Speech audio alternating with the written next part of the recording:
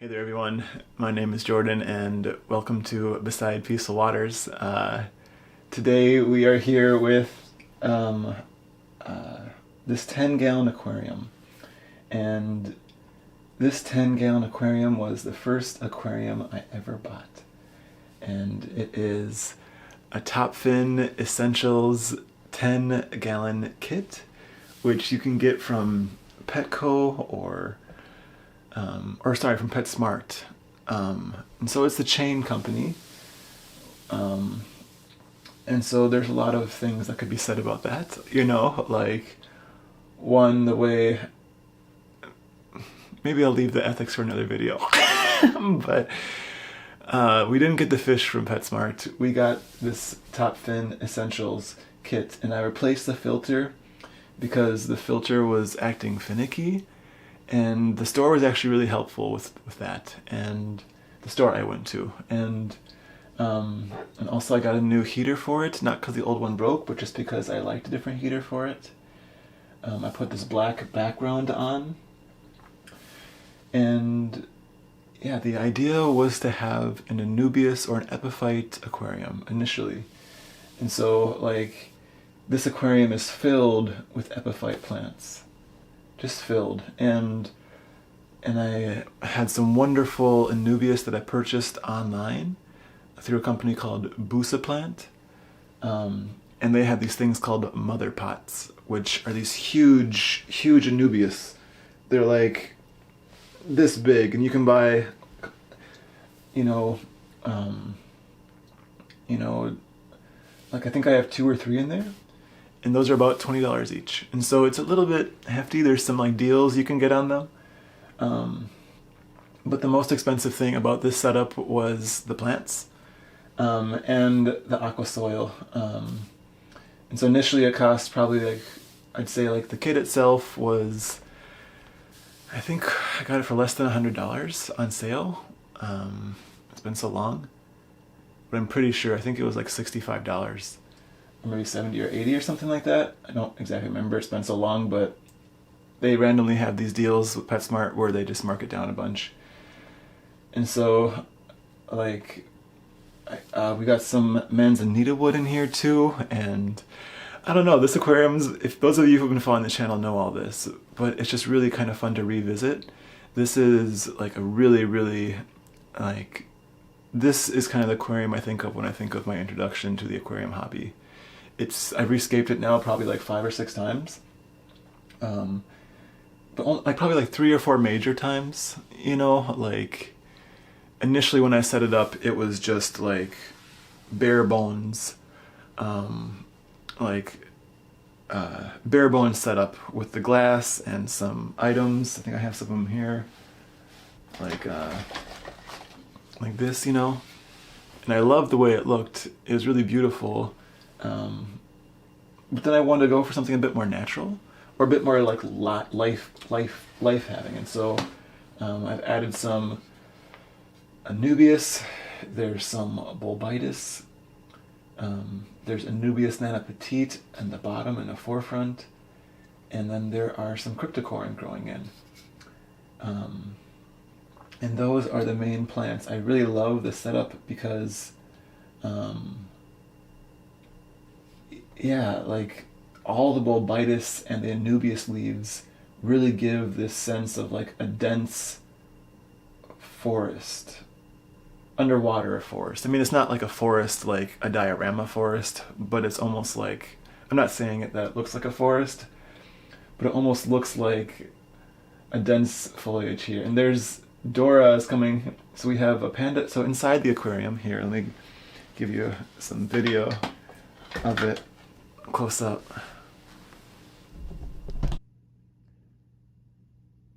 So inside the aquarium, we have a Panda Garra.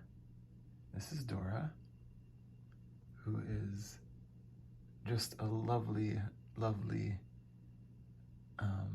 being, and so lively and so full of life.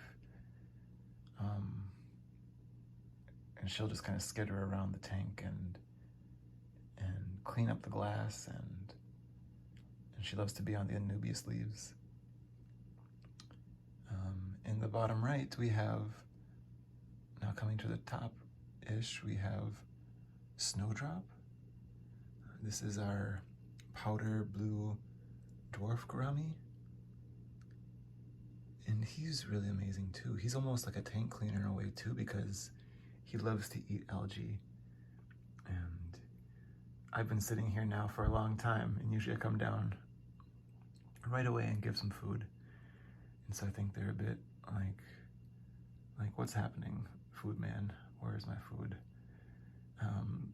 Very soon, my friends. And so yeah, you can see the manzanita wood. You can see our neon tetras. There's Dora again. And there's just really a lot of space for them to kind of have their own zones. And so, yeah, this aquarium is a lot of fun to look at, because Dora, it's like, what leaf is Dora going to be in? There's kind of an Anubias bloom that happens occasionally. I think that's the 3rd or 4th we've had in the last 8 months. The cryptocoryne is growing in more and more. I think this was, it's kind of hard to tell, but like here, and this right here, this I think at one point was a cryptocoryne pink flamingo. But when I cut off all the leaves and I brought it over to this tank, and I think it's just going to be a bit darker. And I think we had a cryptocoryne, I think it was called a Florida sunrise right here. And then some other, there was also some 1 TI green and brown around, and I think maybe like 1 cryptoparva or 2 cryptoparva or something. And yeah, I don't know, this aquarium to me is just full of life, and I love the green. We are in a Minnesota winter here, which, you know, like, there was the most beautiful blizzard yesterday.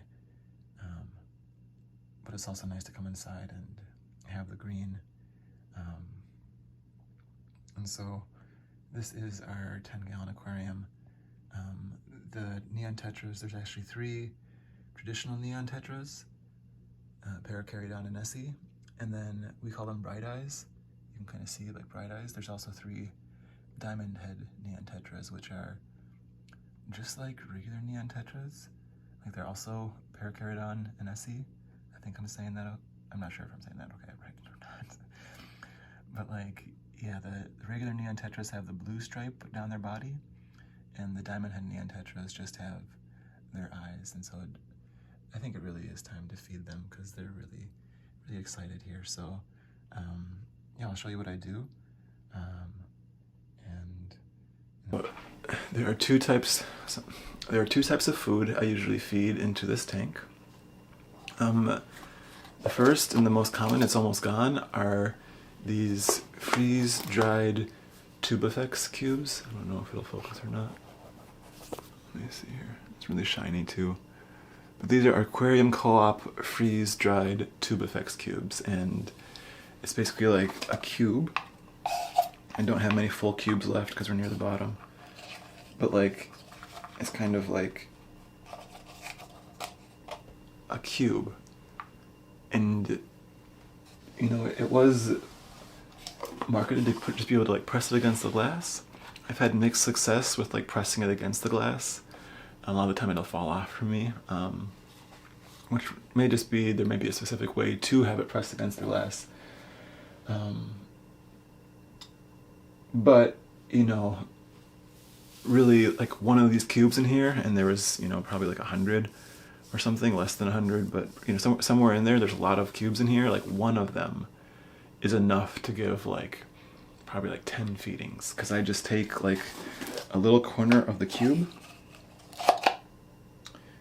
and then I put it in like a little glass thing with some water. It's kind of hard to tell because if I tilt it too much, you'll see it. But basically, I put some of the cube inside of this and kind of like made it small, and then I pipette it up. And then what I do is I open the lid here and I kind of spray it randomly around the tank. And the reason why is because the powder blue dwarf gourami is kind of a gentle giant, but he does really love to eat. And so like, I like there to be kind of a wide area of feeding to happen, and a wide area around the tank that the small bits can go, because there are some shrimp in here, and also Dora oftentimes will eat later on, and I think like the tiny pieces of tubifex worm like really help her. Like she loves to like vacuum those up, especially when they're on the leaves. And so a lot of the time like I'll spray near the leaves, and then like the neon tetras will get like the big worms, and then Dora will go in afterwards and just like leisurely over the next hours just kind of like vacuum up like whatever fine particulates there. And so that's probably enough, you know, that's good. Maybe I'll do one more. But like, yeah, it's kind of a larger feeding today. Maybe it's a little bit distracted with the video. But here, let me take a video close by so you can kind of see what it looks like.